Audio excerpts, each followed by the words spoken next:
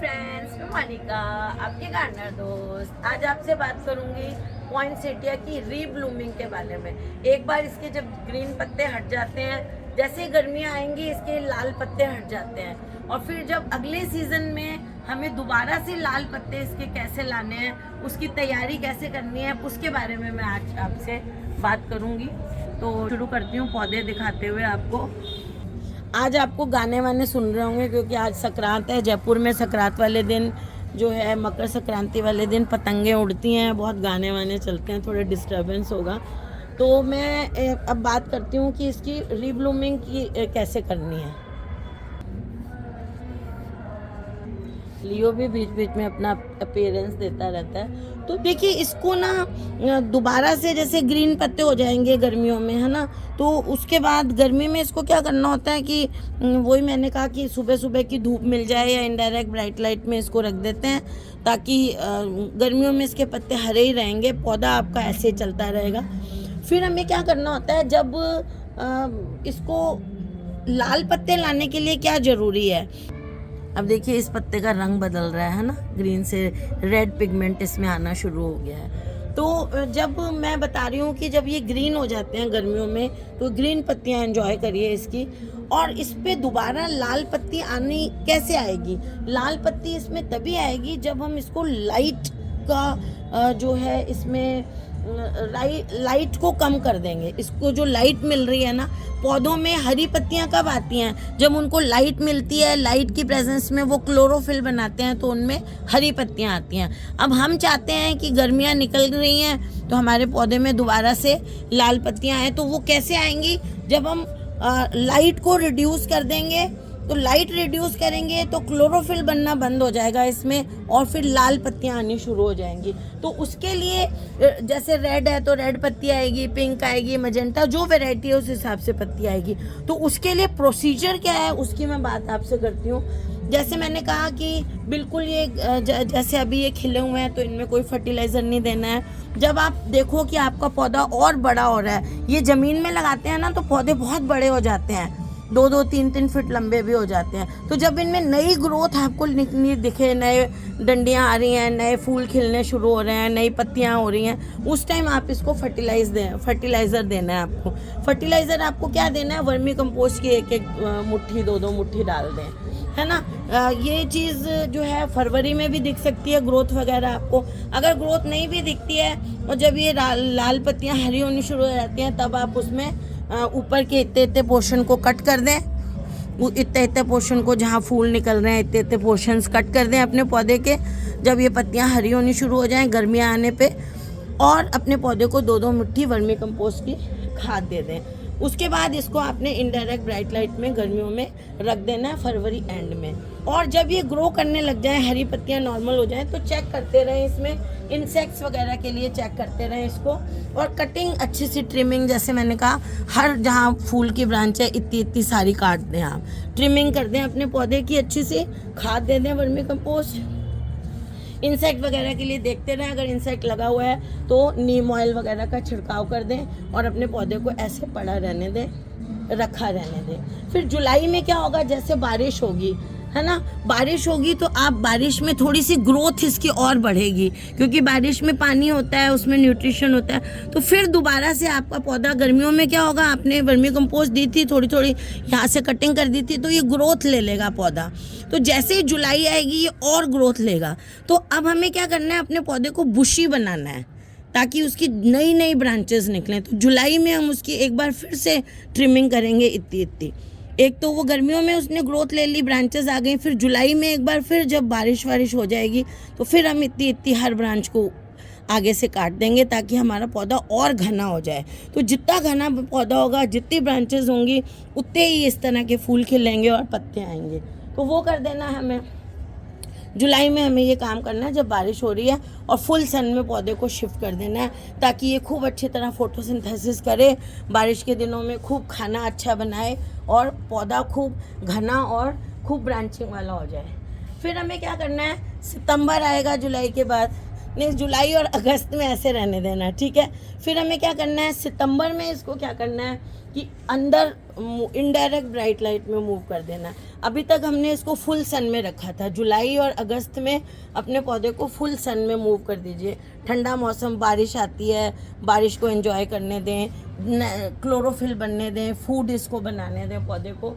फिर सितंबर में क्या करना है, फिर से इसको इनडायरेक्ट ब्राइट लाइट वाली जगह में, छाया वाली जगह में शिफ्ट कर देना है, या आप कह सकते हो कि इंडोर में इसको शिफ्ट कर देना है और वहाँ इसको ग्रो करते रहने देना है। तो सितंबर में ये ऐसे ग्रो करेगा खूब अच्छी तरह इनडायरेक्ट ब्राइट लाइट में। जैसे ही अक्टूबर आएगा, दिवाली के आसपास, आपको क्या करना है, आपके प्लांट को आपको 16 घंटे की अनइंटरप्टेड, मतलब उसमें जरा भी रोशनी नहीं मिलनी चाहिए, 16 घंटे की अनइंटरप्टेड अंधेरा देना है आपको अपने पौधे को, डार्क पीरियड देना है 16 घंटे का। तो वो आप कैसे दे सकते हो, जैसे आपने इंडोर में प्लांट रखा है, इंडोर इसलिए रखना है कि अब हमें उसको धूप ज़्यादा नहीं देनी है, अब हमें अक्टूबर में उसको टेम्परेचर भी कम देना है। ऐसी जगह अब आपको इंडोर में रख देना है जहाँ पर कि आपके पौधे को ठंडक मिले। टेम्परेचर अब इसको अक्टूबर में कम चाहिए, पूरा फुल नहीं चाहिए, थोड़ा सा कोई ऐसी जगह जो बहुत ठंडी हो, जैसे कोई आपका बेसमेंट वगैरह ऐसा हो जहाँ लाइट भी आती हो और ठंडक होती हो, वहाँ इसको रख देना है आपको, है ना। और क्या करना है, कोई कार्टन वगैरह से ढक दें इसको।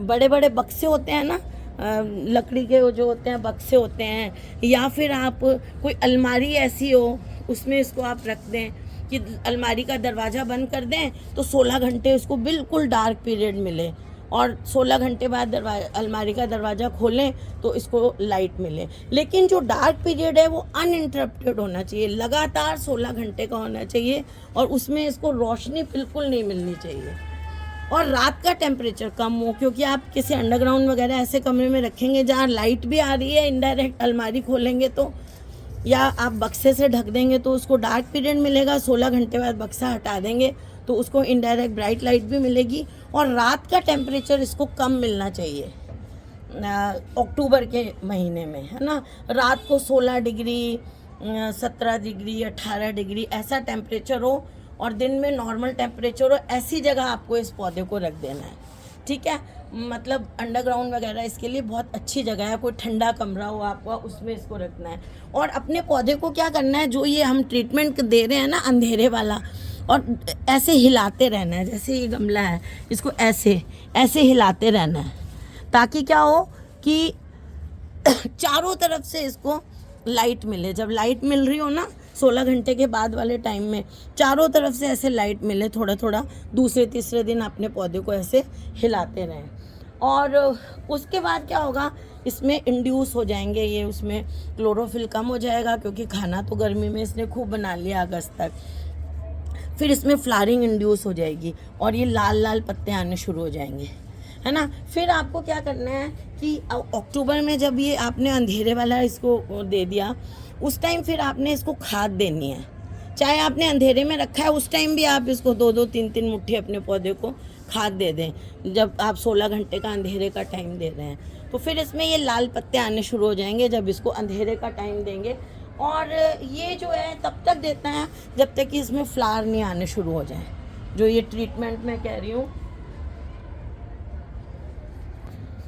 है ना। तब तक इसमें फूल और पत्ते नहीं आने लग जाए। ये आने लग जाएंगे, इसके लिए आपको अक्टूबर और नवंबर तक भी इसमें ऐसी जगह ही रखना पड़ेगा जहाँ आप रात को इसको डार्क पीरियड 16 घंटे का मिल जाए और दिन में इनडायरेक्ट ब्राइट लाइट मिले, और ठंडी जगह हो जहाँ रात का टेम्परेचर 16 डिग्री या 17 डिग्री हो और सुबह जो दिन का है वो नॉर्मल हो। अब क्या होगा, नवंबर दिसंबर में फिर इनमें ये आने लग जाएंगे लाल पत्ते और ये फूल। उसके बाद दिसंबर में आपको अपने प्लांट को बाहर निकालना है, और जहाँ आउटडोर में इनडायरेक्ट ब्राइट लाइट या सुबह की 2-4 घंटे की हल्की ठंडी धूप मिल जाए, ऐसे एरिया में इसको अपने जो पौधे को है वो शिफ्ट कर देना है। और थोड़े दिन के लिए इसको पानी जो है ना बहुत ज़्यादा नहीं देना है, रिड्यूस कर देनी है वाटरिंग, थोड़ा सा कम देना है पानी इसको। मतलब हल्की सी मिट्टी देखें, जब सूखने लग जाए मिट्टी तभी पानी देना है ना। और फिर क्योंकि हमने इसको अक्टूबर में खाद दे दी 2-2 मुट्ठी 3-3 मुट्ठी वर्मी कंपोस्ट, तो अब हमें इसमें खाद नहीं देनी है। जब इसमें ये लाल पत्ते दिसंबर में आने शुरू हो जाएंगे, उसके बाद अच्छे पूरे आने लग जाएं, फिर खाद नहीं देनी है इसको जब तक ये पत्ते अच्छे लगे रहें। तो इस तरह से हमें क्या करना है, इसमें फ्लावरिंग को, लाल पत्तों को इंड्यूस करना है ना। फिर उसमें पूरा आप दिसंबर जनवरी तक इसमें कोई खाद नहीं दें, फिर फरवरी में हम उसकी थोड़ी सी ट्रिमिंग करके उसको खाद देंगे। तो इस तरह से आप अपने पौधे को 16 घंटे का अंधेरे का टाइम देंगे, तब आपके पौधे में लाल रंग की पत्तियाँ, वैसे क्या आ तो ये वैसे भी जाएंगी, लेकिन उससे क्या होगा, इतनी ज़्यादा नहीं आएंगी। अगर आपको ज़्यादा लाल पत्तियाँ चाहिए तो इसको थोड़ा अंधेरे वाला ट्रीटमेंट देना पड़ेगा आपको। तो क्योंकि अक्टूबर में वैसे भी रातें ठंडी होने लग जाती हैं, तो ऐसा कुछ नहीं है। जैसे अक्टूबर में आपका नॉर्मल भी इनडायरेक्ट ब्राइट लाइट में पौधा पड़ा है, तो आप उसको जैसे रात को अच्छी तरह से किसी बक्से से ढक दें, है ना। थोड़ा सुबह 9 बजे तक उस बक्से से ढके रहने दें अपने पौधे को, उसके अंदर कोई लाइट नहीं जाए, और 9 बजे के करीब वो बक्सा हटा दें पौधे के ऊपर से, तो अपने आप उसको 16 घंटे की लाइट करीब डार्क पीरियड मिल जाएगा। फिर वो बक्सा हटाएंगे तो दिन का आपको रोशनी का टाइम मिल जाएगा। और रातें तो अक्टूबर में वैसे ही ठंडी होनी शुरू हो जाती हैं, तो ये कोई इतनी बड़ी बात नहीं है जो आपको सुनने में लग रहा है कि पता नहीं क्या करें। बेसमेंट में नहीं भी रखना चाहते तो भी अक्टूबर में रातें जो हैं वो ठंडी होती हैं, तो दिन में आप किसी बक्से से, कार्टन से अच्छी तरह ढक दें, जिसमें कोई छेद नहीं हो कि उसकी एक भी थोड़ी सी भी लाइट नहीं जाए, और जो है सुबह 9 बजे के करीब वो बक्सा हटा दें, तो फ्लावरिंग आपके पौधे में ऐसे पत्ते आने शुरू हो जाएंगे। तो फ्रेंड्स, अगर आपको मेरा ये वीडियो अच्छा लगा हो तो लाइक करिएगा, शेयर करिएगा और मेरे चैनल को सब्सक्राइब करिएगा। Okay friends, bye. और मेरा दूसरा चैनल मोनिका की दुनिया भी ज़रूर देखिएगा और कमेंट करिएगा। Bye friends.